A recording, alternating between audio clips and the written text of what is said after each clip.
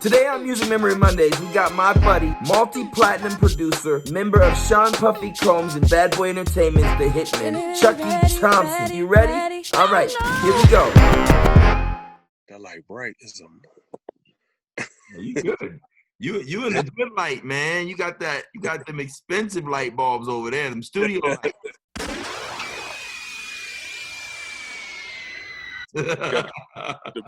These joints is so brisk, Joe. It's crispy, you know what I'm saying? Crispy lights. That's the key to them hot beats, the crispier the light, the snare drum. Is that what you're telling me? I don't know. Sometimes you don't need no light, man. You know what I'm saying? Sometimes we got to bring the light, you know? So it's just bright right now. It's like the Sun Studios, you know what I mean? There you go. Yep. Sun Studios. Sun Studios. Speaking of Sun Studios, there is a Sun Studio or Sun Records. You know about it in Memphis, right? Yeah, I know about Sun Records. Come on now. Thank you for doing this, dude, last minute. You know, you always look out for me. Come on, D. You already know how we roll, Joe. Yep, I know how we get down, man. We boys, man. So this is like, out of all the interviews, I just interviewed Maya last week, and it was fun because she's like my little pain in the ass sister. So that was easy to. Yours too. Oh yeah, I know she's yours also. Yeah, man, you done passed over to me. Yeah, exactly. Right. How's the sound? There's a little weirdness with the sound. Let me make sure it's working good. Okay, I'm cool over here. There you go. Yeah. Good. Now it sounds better. Okay. So man, again, thank you for doing Music Memory Mondays, man. This is a show I started less than a month ago, and dude, I've been interviewing a lot of people. Some people that I don't know much about. Some people that I learn a lot along the way. But you, I know a lot about because I'm a super fan, Chucky. I appreciate that, bro.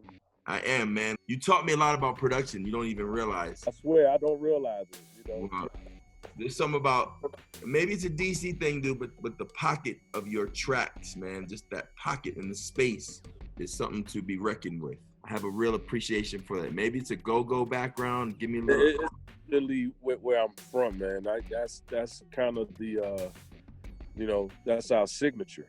You know, it's crazy, man. That you know you can run across any city, and you know you got your element where you got the gangsters or whatever. It's just in DC, most gangsters can play an instrument. You know what I'm saying? So that's the music that I grew up listening to. It's like a mix between funk and then, you know, it has this Latin percussive vibe going on to it. So you got all these different things happening. So I grew up with it. So it's in everything that I do, you know? Yeah. Yeah, well, I want to go back a little in time. What was your first major production? You know, what's crazy is, you know, to learn production, I was doing a lot of music out of my house, you know, and Howard University is like right around the corner.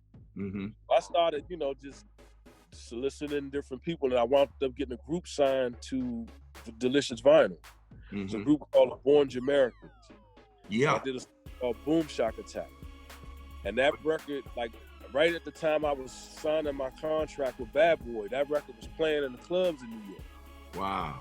To see the effect of what I had done to get to where I was with Puff and everything, it was crazy to me. But I really didn't focus on it being, you know, played on the radio or anything like that. I was more focused on what I was about to put, you know, on the radio. So, yeah, you knew, right? You had them hits in your pocket. You know what I just had? I had that burning, man. You know how you get that burning when you ready to just kill the world. So it's like I wasn't even thinking about what was happening with that record, but I knew people were liking it. I knew New York was playing it. So right, I knew something was happening. So basically, when you linked up with her, that's kind of when things went bonkers, right? Pretty fast. Yeah, I mean, for the most part, we were helping each other. You know, he had a lot of work that he was, you know, trying to solicit and get situated with, you know, him not being able to play any instruments. Right. That's one part, but him knowing what to do with those records was a whole nother part. So right. he just needed a team to execute the idea. So a lot of that stuff was his ideas, you know. He is what I would consider, I mean, he is the first Hitman producer. Right. You know, just bringing different guys in to kind of help him do that work. So that was part of my management agreement was, you know, that we would share work. You know, he would get me work, and I would help him deliver work. So, right. A lot of people don't know he doesn't play an instrument. No. He's got that ear, and he knows, kind of how to pick the records. That don't spin the records. You know what I mean? Like, he knows every record, knows every vibe. You know, he's a whole vibe with it. Right. And it was the Puff Daddy vibe. So we just kind of, I helped him color in a lot of the ideas that he had. But these were his ideas, definitely. One of my favorite records, Chucky, is One Mic. Okay, cool. That record right there, boy. Listen, man, and you probably don't even know this. I'm such a super fan that when that record came out, I did a remix that got all the way up the chain. I don't think you ever heard it. No, I did. Oh, damn. You know what? Any other version other than the main one? But I mean, that's not to say it didn't do what it was supposed to do. It's just I never got the chance to hear it. Here's the funny thing. Hold on, I think I have here. Remember these things? Zip discs. Oh yeah, exactly. Yo, it's not. It's so dark, but it says on the zip disc. It says Nas One Mic on it. That's the sounds. And these sounds, actually, Rockwater gave me these sounds. We were trading sounds back then. I traded sounds with Rock. I traded sounds with Timbaland, back in the day. So the One Mic remix is right here, man. I'm gonna have to pull my MPC out and. Yeah, you do, man. Come on, I need to hear that. Yeah, you do, man. It's like a complete. I need to hear what inspired that. You know what I mean? I want to hear what made that happen. Man, that and then of course, Flavor in Your Ear. Like, we got to talk about. I'm a little upset about that record. Well, see, let's clear the air on that because. I didn't do that remix. Okay. Who did that remix? That was all Easy. Easy Mo B did both versions. You know what I'm saying? Okay. Shout out to Easy Mo B, you know what I'm saying? But that I definitely have to give him his credits for. You know what I'm saying? I got mixed up and I tried to straighten it out, but it was already that first run. So, I didn't, it was just I don't know how my name got mixed up in the circus. You know what I'm saying? Well, Easy Mo B, I'm pissed at him because that record is so hot. It ruined my life. Yeah, man. I had to sit down with that man and explain, like, come on, Joe.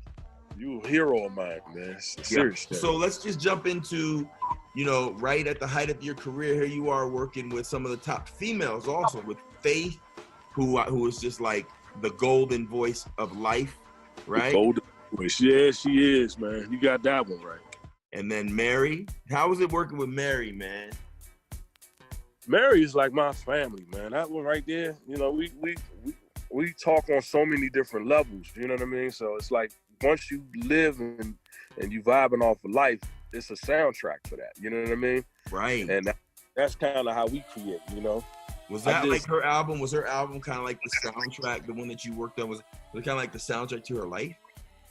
I mean, yeah, as I talked to her about, just where we were, that space. I mean, I didn't know that my life was written, that was a letter to herself, It was a lot that was happening with her, that sophomore situation, but I don't think she ever really paid that any mind. Like, I never paid it any mind.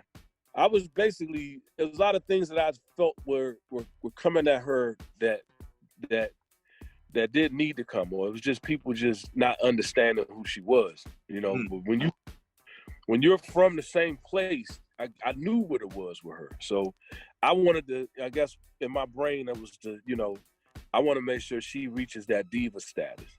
Right. People were taking shots at her because of, the way that Puff had her looking. Like, it was innovative to have her dressed like that. You know what I mean? Right.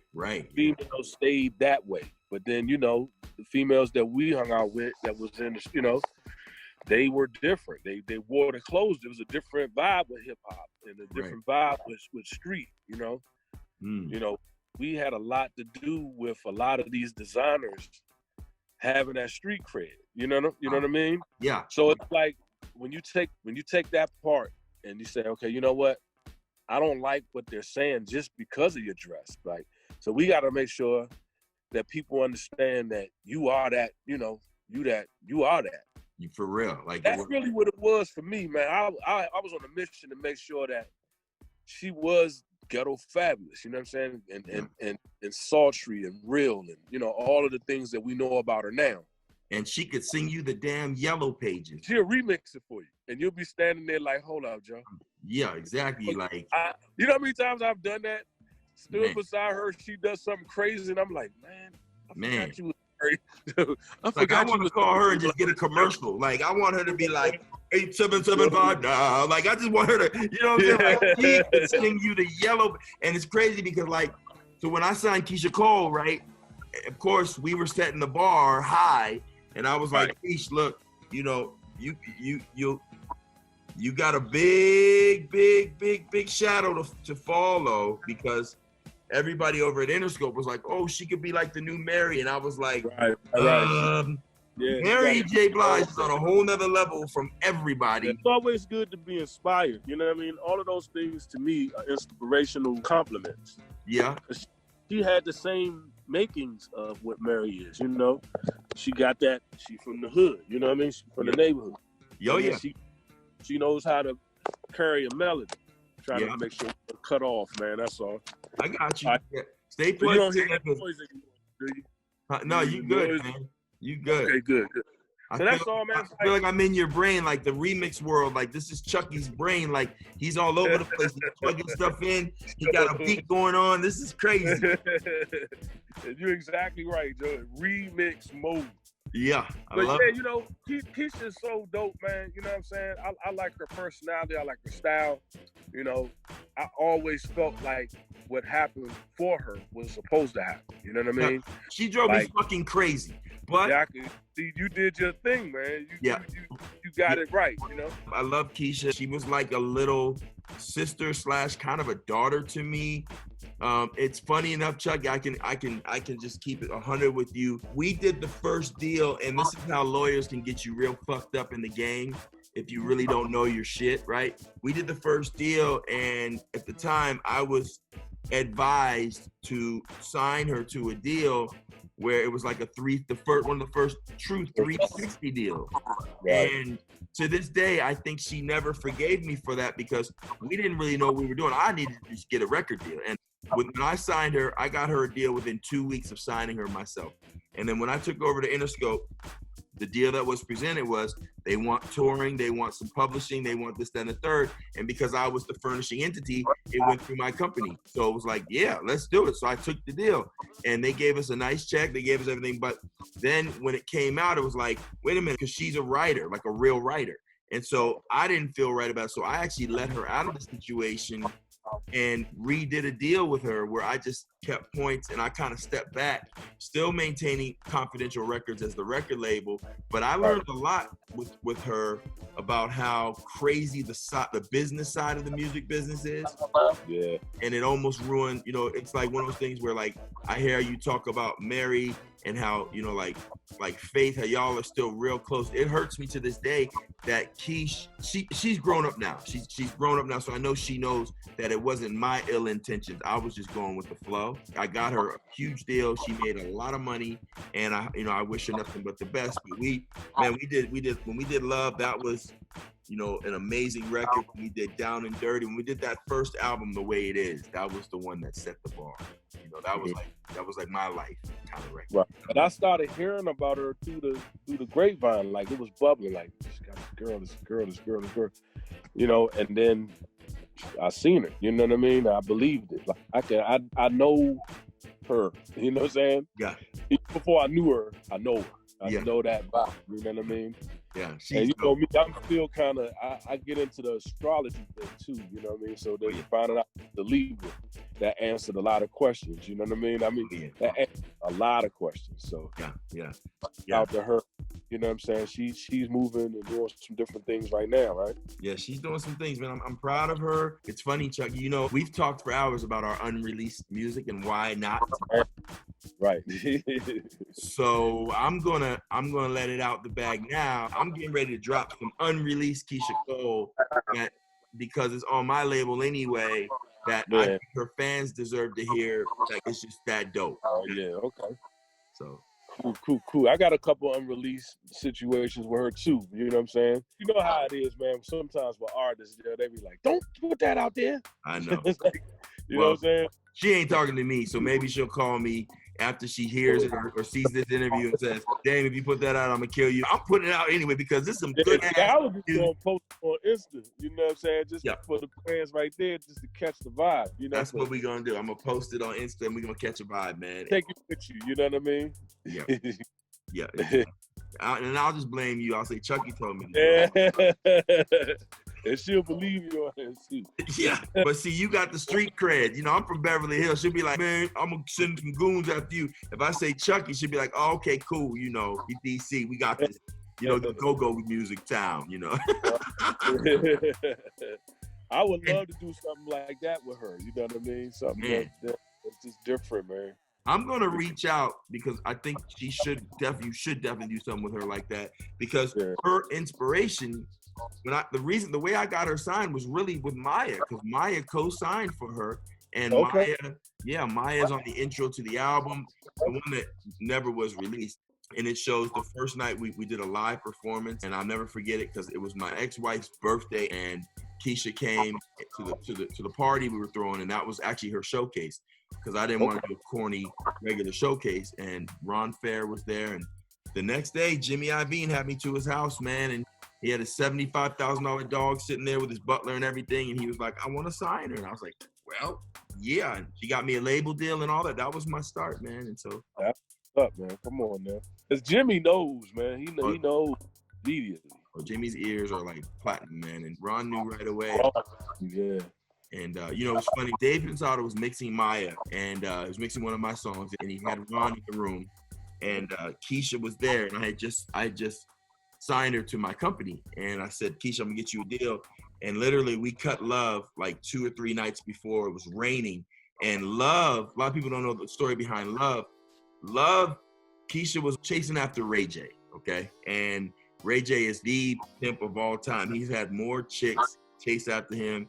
I don't know how he does it. I didn't see the porno tape, so I don't know what it's all about. But anyway, she was chasing after him, and she caught him in a situation. And she drove to the studio that night. It was raining, and she had her windshield wipers didn't work in the car. She had a paper towel. She was wiping the window off the car. True story. Gets to the studio and goes in the booth. And Greg Curtis had this track that was almost finished, and it was banging. And he pulled it up, and right then and there, we cut Love. And she was so emotional that actually I'm on the bridge of the song doing all the backgrounds because I know how you get down, Joe. Finish. I'll sing on anything. The finish. I'll sing on Scooby-Doo. So that's how that happened, right? Yeah. So then we burn a CD of the rough mix, and Dave Pensado heard it, and he's like, "Oh, this is a smash." So when we picked the right time, Ron was there. Dave put the CD in the player, started playing it, and Ron stopped it right after, literally after. I used to think that I wasn't fine enough. I used to think that I wasn't wild enough.